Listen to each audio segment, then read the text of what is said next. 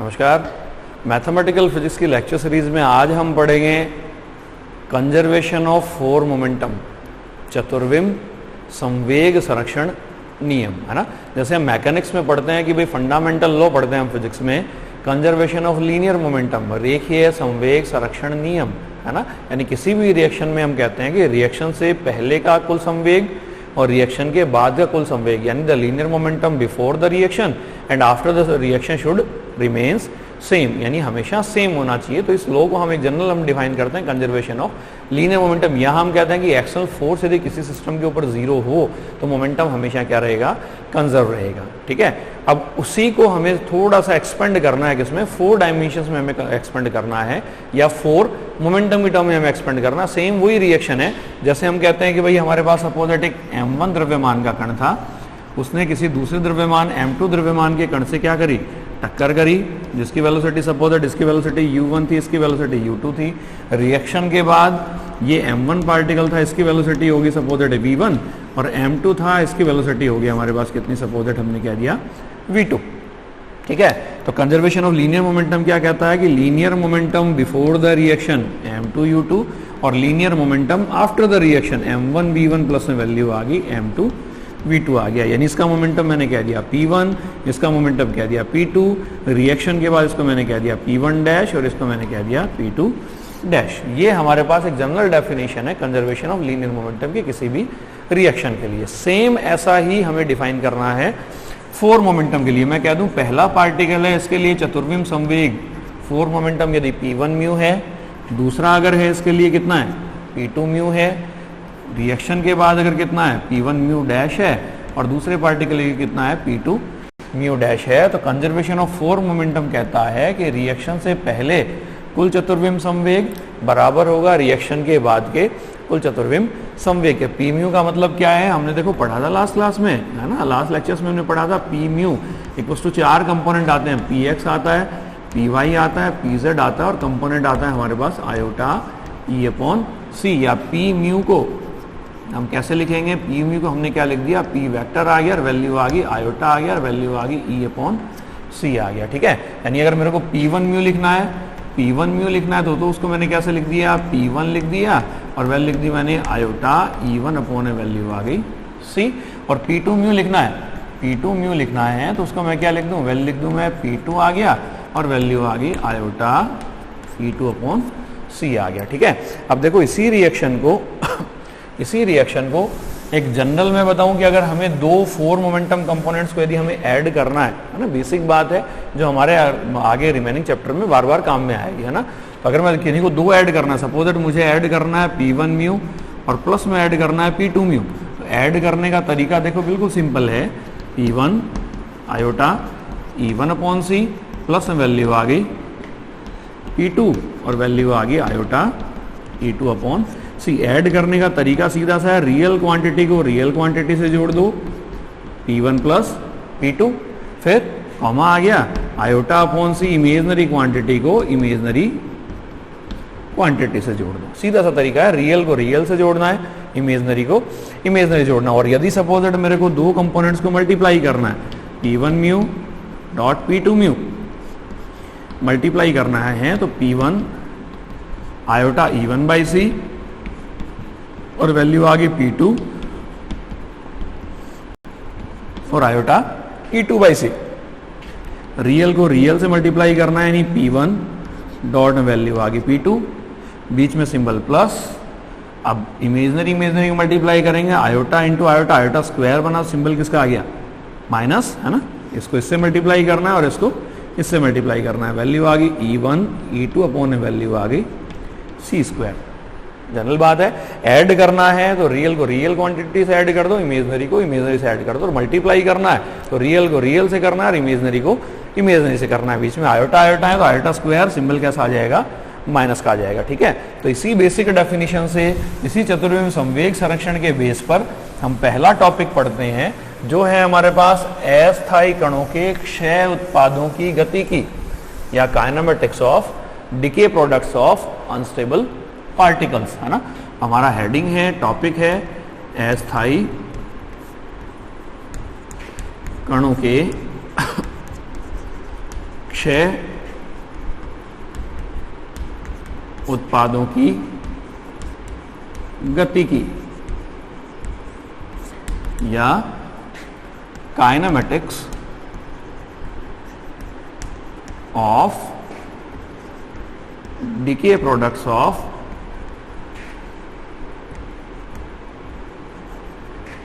unstable particles। ठीक है, देखो सीधी सी बात है, जैसे सपोज दैट हमने कहा कि भाई एक अस्थायी कण, अस्थायी कण का मतलब क्या हुआ, स्वतः विघटित होने वाला कण कैसा हो गया हमारे पास, अस्थायी कण हो गया है ना, या अनस्टेबल पार्टिकल हो गया। तो सपोज दैट मैं एक रिएक्शन डिफाइन कर दूं, सपोज दैट मैंने कह दिया एक m मास का एक पार्टिकल था जो रेस्ट कंडीशन में था, विराम अवस्था में था। विराम अवस्था में इसका मतलब उसकी वेलोसिटी कितनी होगी, स्टेशनरी स्टेट में तो वेलोसिटी कितनी होगी, 0 होगी। इसका मतलब उसका मोमेंटम क्या होता है, mass into velocity, linear momentum, तो उसका मोमेंटम भी कितना होगा, 0 होगा। m जो है वो सपोज दैट हमारे पास क्षय उत्पाद 2 बाई प्रोडक्ट बनाता है जिनके मासेस कितने हैं, m1 और m2 है। m जो मास है इसके लिए सपोज दैट मैंने कह दिया 4 मोमेंटम में डिनोट कर दिया p म्यू से। m1 वाला पार्टिकल है इसके लिए मैं डिनोट कर दिया p1 म्यू से। m2 वाला पार्टिकल है उसके लिए मैं डिनोट कर दिया सपोज दैट किससे, p2 म्यू से डिनोट कर दिया। तो कंजर्वेशन ऑफ 4 मोमेंटम का रूल क्या कहता है, p mu equals to value आएगी p1 म्यू प्लस वैल्यू आ गई p2 म्यू के इक्वल। तो जहां देखो p म्यू की वैल्यू कितनी आएगी, p म्यू इक्वल्स टू हमने पहले भी लिखा है, वैल्यू थी हमारे पास p और वैल्यू थी आयोटा e अपॉन ए वैल्यू आ गई c। ठीक है, इसका मतलब p म्यू की वैल्यू देखो कितनी बनी, p mu equals to value आ गई, कितना बना, मोमेंटम कितना है 0, स्टेशनरी कंडीशन में है। Iota e by C, energy e equals to कितना होगा mc स्क्वायर अपॉन c आ गया। तो वैल्यू हमारे पास कितनी आ गई, आयोटा आ गया और वैल्यू आ गई mc आ गया। ठीक है, इसी तरीके से मैं डिफाइन करूं, सपोज दैट मैंने लिख दिया p1 mu equals to value कितनी आ गई, p1 आ गया और वैल्यू आ गई आयोटा e1 अपॉन c, या p1 इक्वल्स टू p1 आ गया आयोटा अपॉन वैल्यू आ गई c। देखो इस इक्वेशन में E1 है टोटल एनर्जी को रिप्रेजेंट कर रहा है, तो टोटल एनर्जी रिलेटिविस्टिक मोशन यदि हम पढ़ रहे हैं तो रिलेटिविस्टिक मोशन में टोटल एनर्जी क्या होती है, kinetic energy plus rest mass energy, है ना। Kinetic energy plus rest mass energy कैसे डिफाइन करते हो आप, E इक्वल्स टू वैल्यू आ गई m आ गया c square plus rest mass energy आ गई, काइनेटिक एनर्जी को मेंशन कर दिया किससे, T से। तो अगर काइनेटिक एनर्जी 0 है तो टोटल एनर्जी किसकी टर्म में आ गई, रेस्ट मास एनर्जी की टर्म में आ गई, है ना। लेकिन यहाँ हम कह रहे हैं कि भाई पहला पार्टिकल है स्टेशनरी कंडीशन में था और उसने 2 बाई प्रोडक्ट बनाए, तो जो बाई प्रोडक्ट बन रहे हैं उनकी कोई ना कोई काइनेटिक एनर्जी होगी। मैं क्या लिख दूं, पहले पार्टिकल का मास कितना है, m1 है तो m1 c स्क्वायर प्लस में वैल्यू आ गई t1 आ गया। ठीक है, इसी तरीके से क्या लिख दूं मैं, p2 mu equals to value आ गई p2 आ गया और वैल्यू आ गई आयोटा अपॉन c आ गया, वैल्यू आ गई m2 c स्क्वायर प्लस में वैल्यू आ गई t2 आ गया। ठीक है, ये सारी वैल्यू अगर देखो मैं इस इक्वेशन में रखता हूँ, देखो वैल्यू क्या बनेगी, 0 बनेगा और वैल्यू आएगी आयोटा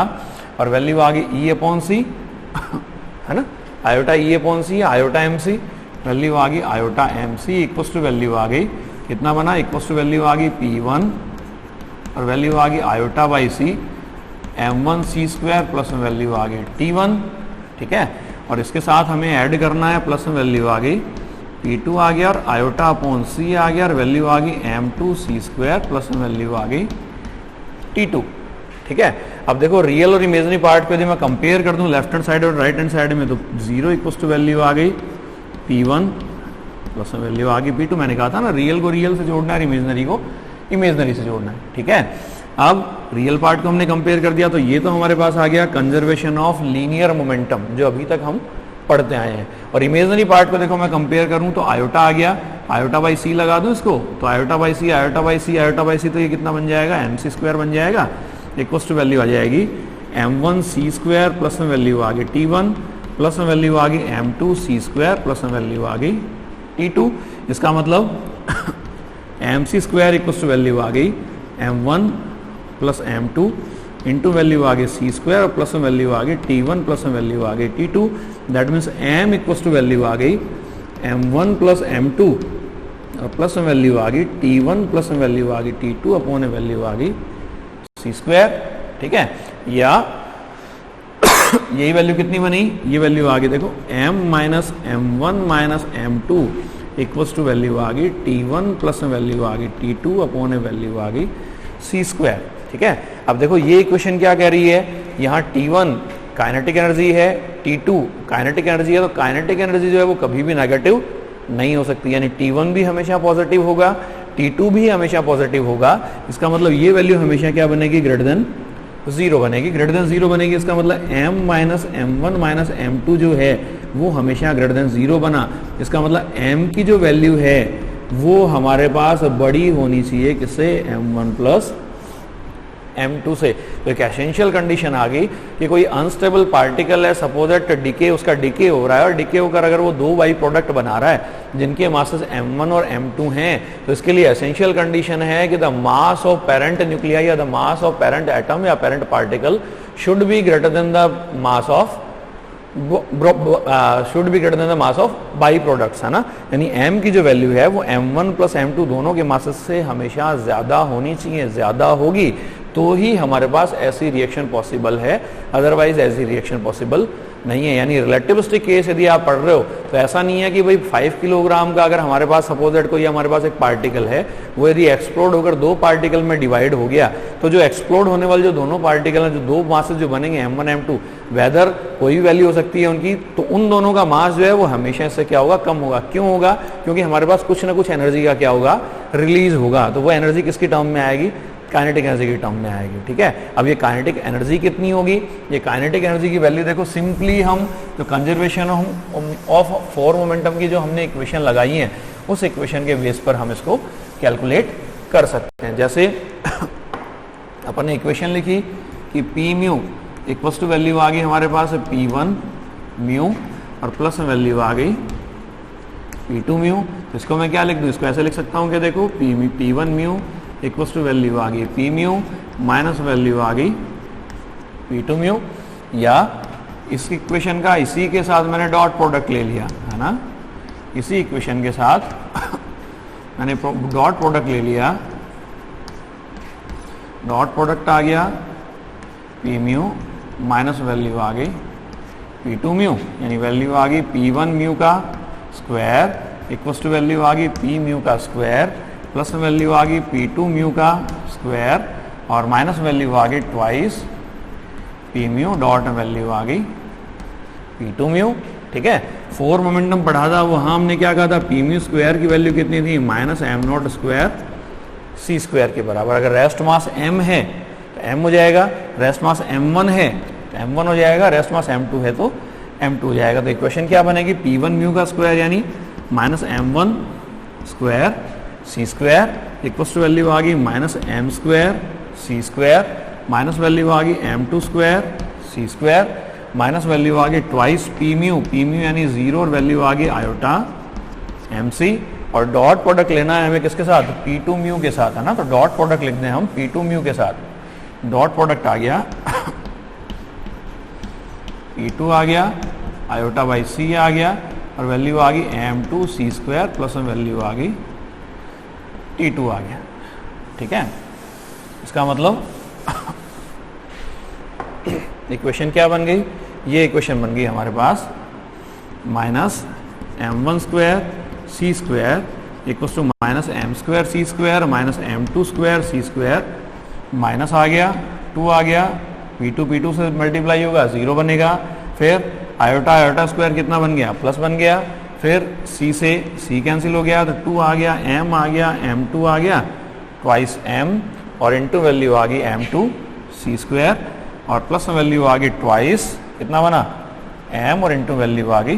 T2, है ना, यही बना ना, m into m2 C square plus T2 बना, तो ट्वाइस आ गया m m2 C स्क्वायर को एक साथ लिख दिया मैंने और ट्वाइस m T2 को एक साथ लिख दिया। इसका मतलब ट्वाइस m T2 की वैल्यू निकाल लूँ मैं, ट्वाइस m T2 की वैल्यू अगर मैं निकालता हूँ इन सबको इधर ले आऊँ तो वैल्यू कितनी बनेगी, m square C square plus value आ गई m2 square C square minus value आ गई m1 और वैल्यू आ गई स्क्वायर और C square minus twice m m2 और वैल्यू आ गई C स्क्वायर। तो फर्स्ट टर्म, सेकंड टर्म और लास्ट टर्म, इसमें से C स्क्वायर कॉमन निकालना है, कॉमन निकालेंगे तो क्या बनेगा m square plus m2 square minus twice m m2 a square plus b square minus 2ab बन गया। तो इसका मतलब ये वैल्यू कितनी बनी, twice M T two equals to value आ गई, इसको मैं क्या लिख दूं, एम माइनस वैल्यू आ गई एम टू, है ना, इन तीनों टर्म्स को मैंने लिया है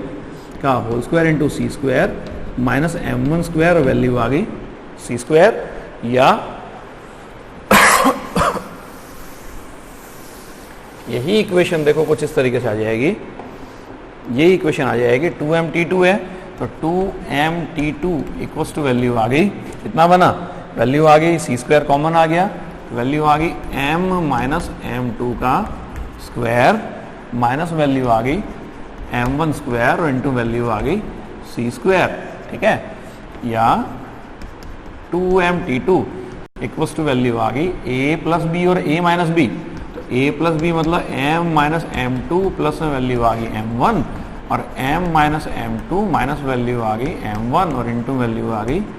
सी स्क्वायर, या 2m आ गया T2 आ गया, m माइनस रिएक्शन से पहले का मास और रिएक्शन के बाद का मास, इसको हमने कह दिया मास डिफरेंस, डेल्टा m आ गया, m minus m2 plus value आ गई m1, हमने क्या लिखा, delta m equals to value है m minus m1 minus value आ गई m2, ठीक है, या इसी इक्वेशन को अगर यदि हम कैलकुलेट करना चाहें, सिर्फ T2 की टर्म में यदि हम कैलकुलेट करना चाहें तो क्या कर दें, इस m1 को हटा दें, या एक टर्म और सोल्व कर लें अपन इसको